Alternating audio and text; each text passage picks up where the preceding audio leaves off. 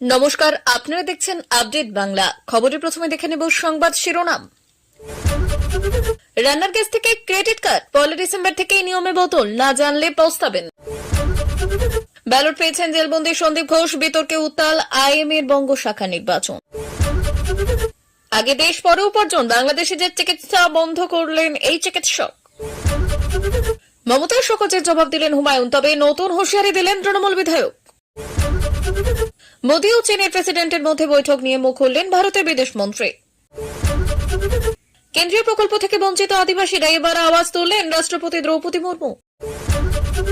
বিজেপির বিরুদ্ধে মুখ খুললেন বিরোধী দলনেতা চরম শোরগোল। আরজি করের পর ডাক্তারদের নিয়ে বিরাট কর্মযজ্ঞ, অভিষেকের সেতু বন্ধন 1200 চিকিৎসক। আরও বাড়ল কলকাতা তাপমাত্রা, বৃষ্টি হতে পারে 6 জেলায়, শীতে বাঁধা দক্ষিণ ভারতের ঘূর্ণিঝড় আজকের আবহাওয়া। আসছে বিস্তারিত খবরে। নভেম্বর মাস শেষ হতে আর মাত্র একদিন বাকি। আগামী ডিসেম্বর মাস থেকেই শুরু হতে চলেছে আর্থিক ক্ষেত্রে বেশ কিছু নিয়মে বদল। এলপিজি সিলিন্ডারের দাম, ক্রেডিট কার্ডের ব্যবহার এবং টেলিকম সংস্থার মাধ্যমে আসা ওটিপির ক্ষেত্রেও নিয়ম বদলাচ্ছে। সমস্যা এড়াতে আগেভাগে এই ব্যাপারে বিস্তারিত তথ্য জেনে নিন। তেল বিপণন সংস্থাগুলি প্রতি মাসের 1 তারিখে এলপিজি সিলিন্ডারের দাম পর্যালোচনা করে। আর এর আগে গত অক্টোবর মাসে 16 কেজির বাণিজ্যিক এলপিজি সিলিন্ডারের দাম বাড়ানো হয়েছিল। তবে বাড়িতে ব্যবহৃত 14.2 কেজির গ্যাস সিলিন্ডারের দাম বাড়ানো হয়নি। তবে আগামী 1 ডিসেম্বর থেকে বাড়তি ব্যবহারকারী সিলিন্ডারের দাম বাড়ানো হয় কিনা এটাই এখন দেখার। আগামী 1 ডিসেম্বর থেকে এসএমএস পাঠানোর ক্ষেত্রে এবং ফিশিং আক্রমণ প্রতিহত করতে বড়সড় পদক্ষেপ করতে চলেছে ভারতের টেলিকম রেগুলেটরি অথরিটি অর্থাৎ ট্রাই। সব বেসরকারি টেলিকম সংস্থা যেমন জিও, এয়ারটেল, ভোডাফোন আইডিয়া, এমনকি রাষ্ট্রায়ত্ত টেলিকম সংস্থা বিএসএনএল কেও আগামী 1 ডিসেম্বর থেকে ট্রেসিবিলিটি নিয়মগুলি কার্যকর করতে বলা হয়েছে। ইন্ডিয়ান মেডিকেল অ্যাসোসিয়েশনের বঙ্গীয় শাখা নির্বাচন ঘিরে ধুন্ধুমার। শুক্রবার এক ঝাঁক চিকিৎসক অভিযোগ করলেন চূড়ান্ত বেআইনি নির্বাচন প্রক্রিয়া চালিয়ে যাচ্ছেন ডাক্তার শান্তনু সেনের গোষ্ঠী। শুধু তাই নয়, ডাক্তার কাজল কৃষ্ণ বণিক, ডাক্তার নারায়ণ চন্দ্র করের অভিযোগ আসন্ন নির্বাচনের জন্য আরজি কর মেডিকেল কলেজের দুর্নীতি সংক্রান্ত মামলায় সিবিআইয়ের হাতে পাকড়াও। সন্দীপ ঘোষকে ব্যালট পেপার পাঠানো হয়েছে, অথচ নির্বাচনে প্রতিদ্বন্দ্বিতা করবেন এমন অনেকেই ব্যালট পেপার পাননি। সমস্ত অভিযোগ অস্বীকার করেছেন ইন্ডিয়ান মেডিকেল অ্যাসোসিয়েশনের প্রাক্তন সর্বভারতীয় সভাপতি চিকিৎসক Shantanu Sen. Indian medical association বেঙ্গলের রাজ্য সম্পাদক পদে এবারও যিনি প্রার্থী, শান্তনু সেনের দাবি আইএমএ বঙ্গীয় শাখা নির্বাচন পরিচালনা করছে নির্বাচন কমিশন। কারো কোনো অভিযোগ থাকলে সেখানে গিয়ে জানান।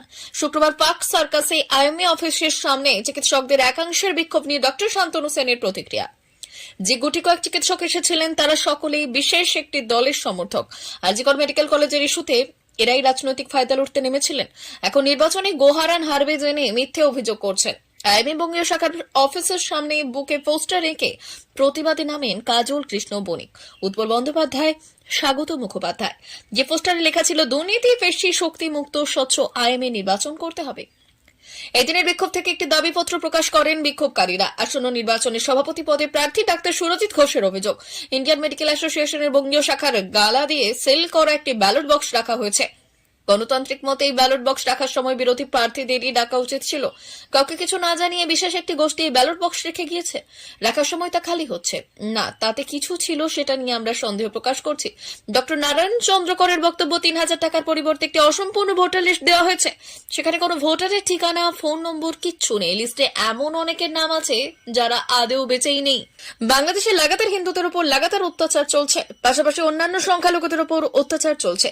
বৌদ্ধ মন্দির, হিন্দুদের মন্দির সমান তালে ভাঙচুর চলছে। বাংলাদেশের একাধিক সমন্বয়ের মুখে ভারত বিদেশি মন্তব্য শুনতে পাওয়া গিয়েছে। এমনকি ঢাকা বিশ্ববিদ্যালয়ের প্রবেশদ্বারে ভারতের পতাকা রাখা হয়েছে বলে জানা গিয়েছে।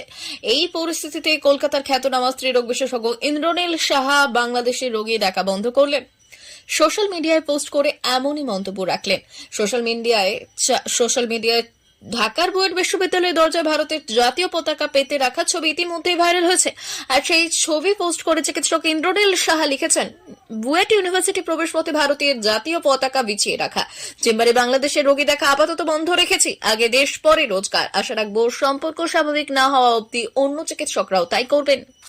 মমতা বন্দ্যোপাধ্যায়ের শোকজের 3 দিন পর ভরতপুরের তৃণমূল বিধায়ক হুমায়ুন কবির তার জবাব দিয়েছেন। শৃঙ্খলা রক্ষা কমিটির সদস্য শোভনদেব চট্টোপাধ্যায়ের কাছে শোকজের উত্তরে তিনি ক্ষমা চেয়ে বলেছেন, বারবার কথা বলার চেষ্টা করেও কাজ হয়নি, তাই হতাশা থেকে এমন আচরণ করেছে। তবে তিনি এও জানিয়েছেন, কলকাতা ও জেলা নেতাদের প্রতি এত আলাদা আচরণের বিষয়টি নিয়ে তিনি মুর্শিদাবাদে আন্দোলন শুরু করবেন।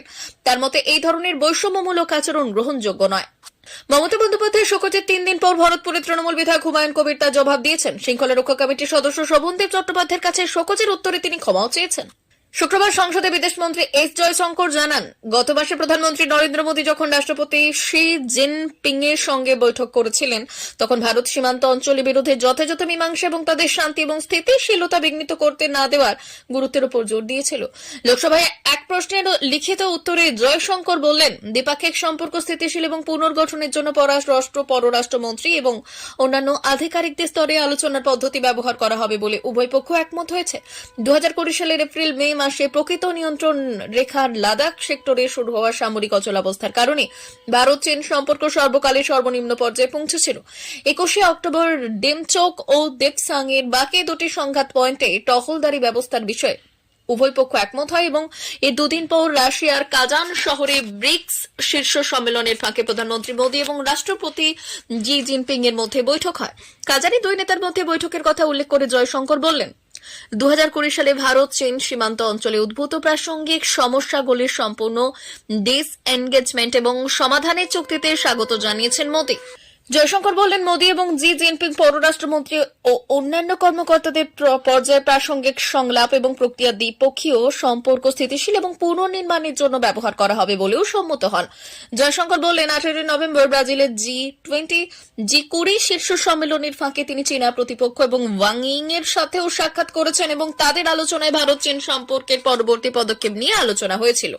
দেশের প্রান্তিক আদিবাসীরা বঞ্চিত হচ্ছেন সরকারি প্রকল্প সুযোগ সুবিধা থেকে জানিয়ে এবার আক্ষেপের সুর শোনা গেল খোদ দেশের রাষ্ট্রপতি দ্রৌপদী মুর্মুর গলায়। তিনি নিজেও একজন আদিবাসী সম্প্রদায়ের মানুষ, তাই তাদের অভাব অভিযোগ থেকে সুবিধা অসুবিধে সবকিছু সম্পর্কেই খুব ভালোভাবে অবগত রাষ্ট্রপতি। প্রান্তিক এই ভারতবাসীদের কাছে কেন্দ্রীয় প্রকল্পের সুবিধা না পৌঁছানোর অন্যতম মূল কারণ হল তাদের নিজস্ব জমি না থাকা। আসলে এখনো আমাদের দেশের অধিকাংশ আদিবাসী সম্প্রদায়ের মানুষ জঙ্গলে কিংবা পাহাড়ি অঞ্চলে বসবাস করেন, কিন্তু প্রধানমন্ত্রী আবাস যোজনার মতো বেশ কিছু সরকারি প্রকল্প রয়েছে যেখানে আবেদনকারী নিজস্ব জমি থাকা বাধ্যতামূলক, তা না হলে প্রকল্পের সুবিধা পাওয়া যায় না। আর এই কারণেই এই সমস্ত সরকারি প্রকল্প থেকে দিনের পর দিন বঞ্চিত হচ্ছেন আদিবাসী সম্প্রদায়ের মানুষজন। এই বিষয়ে এবার রীতিমতো আক্ষেপ করে রাষ্ট্রপতি বলেছেন, এই আদিবাসীদের নিজস্ব জমি নথিভুক্ত করার জন্য এবার রাজ্য সরকারকেই এগিয়ে আসতে হবে। রাষ্ট্রপতির কথায়, আমি নিজে আদিবাসী হওয়ার জন্য ওদের মানসিকতা এবং চিন্তা ভাবনা বুঝি, ওদের সমস্যা অভাব অভিযোগ বুঝি, ওদের শিক্ষা ব্যবস্থাও বুঝি। কেন্দ্র সরকার এবং আদিবাসীদের মূল স্রোতে আনার একটা প্রক্রিয়া শুরু হয়েছে। আর সেই সঙ্গে রাষ্ট্রপতির আরো সংযোজন, আমি দেশের বিভিন্ন প্রান্তে অতি পিছিয়ে পড়া মানুষের সঙ্গে কথা বলছি, ওদের মধ্যে অনেকেই শিক্ষিত, দেখে ভালো লাগছে, ওরা উন্নতি করতে চাইছে। এদের রাষ্ট্রপতির মন্তব্য থেকে একটা কথা স্পষ্ট, তা হলো জমিহীন আদিবাসীদের জন্য যত দ্রুত সম্ভব জমি পাওয়ার ব্যবস্থা করতে হবে, তা না হলে প্রধানমন্ত্রী আবাস যোজনার মতো প্রকল্পের সুবিধা থেকে দিনের পর দিন তারা বঞ্চিত থাকবেন। আজিকর কাণ্ডের পর রাজ্যের ভাবমূর্তি নষ্ট হয়েছে ব্যাপকভাবে। চিকিৎসক মহলের সাথে রাজ্যের সম্পর্কেও পড়েছে ভাটা। এবার এই চিকিৎসকদের সাথে সেতুবন্ধন কর্মযোগ্য করে ড্যামেজ কন্ট্রোলে নেমে পড়েছেন তৃণমূলের সর্বভারতীয় সাধারণ সম্পাদক অভিষেক বন্দ্যোপাধ্যায়। শনিবার এই কর্মযোগ্য উপলক্ষেই আমতলার সমন্বয় প্রেক্ষাগৃহে চিকিৎসক সম্মেলনে যোগ দেবেন তিনি। সূত্রের খবর, শনিবারের কর্মসূচিতে যোগ দেবেন 1200-রও বেশি চিকিৎসক। তাদের মধ্যেই থাকবেন 300-র বেশি জুনিয়র ডাক্তাররাও। এছাড়াও প্রায় 300 জন মহিলা চিকিৎসকও থাকবেন শনিবারের কর্মসূচিতে। যদি আনুষ্ঠানিকভাবে জানানো হয়েছে, ডায়মন্ড হারবারের 7টি বিধানসভা এলাকায় গোটা জানুয়ারি মাস জুড়ে স্বাস্থ্য শিবির হবে। জানা যাচ্ছে, প্রত্যেক বিধানসভায় 10 দিন করে এই স্বাস্থ্য শিবির করার কথা বলা হয়েছে। সেই কারণেই বিশেষ সম্মেলনের ডাক দিয়েছে অভিষেক। অনেকে আবার অতীত মনে করিয়ে দিয়ে অভিষেকের এই কর্মসূচিকে স্বাস্থ্য ব্যবস্থার আরও একটি ডায়মন্ড হারবার মডেল বলে অভিহিত করেছেন। প্রসঙ্গত 2021 সালে করোনাকালে বিধানসভা ভোট পরবর্তী সময়ে প্রথম এই ডায়মন্ড হারবার মডেলের কথা শোনা গিয়েছিল অভিষেকের মুখে। এই প্রসঙ্গে দলের এক প্রবীণ নেতা বলেছেন, এ হলো সমান্তরাল স্বাস্থ্য ব্যবস্থা তৈরি করা, যার ফলে সরকারের হেয় প্রতিপন্ন হওয়ার অবকাশ থাকছে। অন্যদিকে অভিষেক ঘনিষ্ঠদের পাল্টা দাবি, সাংসদ হিসেবে যে কাজ অভিষেক তার কেন্দ্রে করছেন, সেই কাজ যদি রাজ্যের 42টি লোকসভা কেন্দ্রে হয় তাহলে মানুষই উপকৃত হবেন। দক্ষিণবঙ্গের শীতে বাধা দিচ্ছে দক্ষিণ ভারতের ঘূর্ণিঝড়, তার ফলেই কলকাতায় তাপমাত্রা বেড়ে গিয়েছে অনেকটাই। শনিবার স্বাভাবিকের চেয়ে প্রায় 5 ডিগ্রি বেশি রয়েছে সর্বনিম্ন তাপমাত্রা, জানিয়েছে আলিপুর আবহাওয়া দপ্তর। সেই সঙ্গে রয়েছে মেঘলা আকাশ। শুক্রবার কলকাতার সর্বনিম্ন তাপমাত্রা ছিল 21 ডিগ্রি সেলসিয়াস, স্বাভাবিকের থেকে 3 ডিগ্রি বেশি। শনিবার তাপমাত্রা আরও বেড়েছে। সকালে শহরের সর্বনিম্ন তাপমাত্রা ছিল 22.4 ডিগ্রি সেলসিয়াস, স্বাভাবিকের থেকে যা 4.5 ডিগ্রি সেলসিয়াস বেশি। আগামী দুদিনে তাপমাত্রা আরও বাড়তে পারে বলে জানিয়েছে হাওয়া অফিস, কারণ দক্ষিণ পশ্চিম বঙ্গোপসাগরে যে ঘূর্ণিঝড় তৈরি হয়েছে তার পরোক্ষ প্রভাব পড়ছে পশ্চিমবঙ্গের উপকূলে। আর এর ফলেই উত্তর পশ্চিম দিক থেকে ঠান্ডা হাওয়া রাজ্যে ঢুকতে বাধা পাচ্ছে। উল্টে জলীয় বাষ্প ঢুকছে দক্ষিণের সাগরের দিক থেকে। আর এই ফলেই রবিবার পর্যন্ত কলকাতা এবং দক্ষিণবঙ্গের জেলাগুলিতে আকাশ মেঘলা থাকতে পারে। বৃষ্টি হতে পারে দক্ষিণবঙ্গের 6 জেলায়। শুক্রবার কলকাতার সর্বোচ্চ তাপমাত্রা ছিল 28 ডিগ্রি সেলসিয়াস, স্বাভাবিকের থেকে 0.9 ডিগ্রি কম। কলকাতা এবং শহরতলির কোথাও কোথাও শনিবার সকালের দিকে 2-1 পশলা বৃষ্টিও হয়েছে। শনিবার এবং রবিবার হাওড়া, হুগলি, উত্তর 24 পরগনা, দক্ষিণ 24 পরগনা, পূর্ব মেদিনীপুর এবং পশ্চিম মেদিনীপুরে হালকা বৃষ্টিপাত হতে পারে বলে জানিয়েছে হাওয়া অফিস। হাওয়া অফিস জানিয়েছে আপাতত উত্তর এবং দক্ষিণবঙ্গের বাকি জেলাগুলিতে মোটের ওপর শুকনো আবহাওয়া থাকবে। শনিবার সকালের দিকে কুয়াশার কারণে সমস্যা হতে পারে দার্জিলিং, জলপাইগুড়ি এবং উত্তর দিনাজপুরে। দক্ষিণবঙ্গের ক্ষেত্রে পশ্চিম বর্ধমান, পশ্চিম মেদিনীপুর, পুরুলিয়া, বাঁকুড়া এবং বীরভূমেও কুয়াশার সতর্কতা রয়েছে। আগামী সপ্তাহে রাজ্যের বিভিন্ন জেলায় আবার পারদ পতনের সম্ভাবনা। প্রিয় দর্শক, এখনকার মতো খবর এই পর্যন্তই। ধন্যবাদ।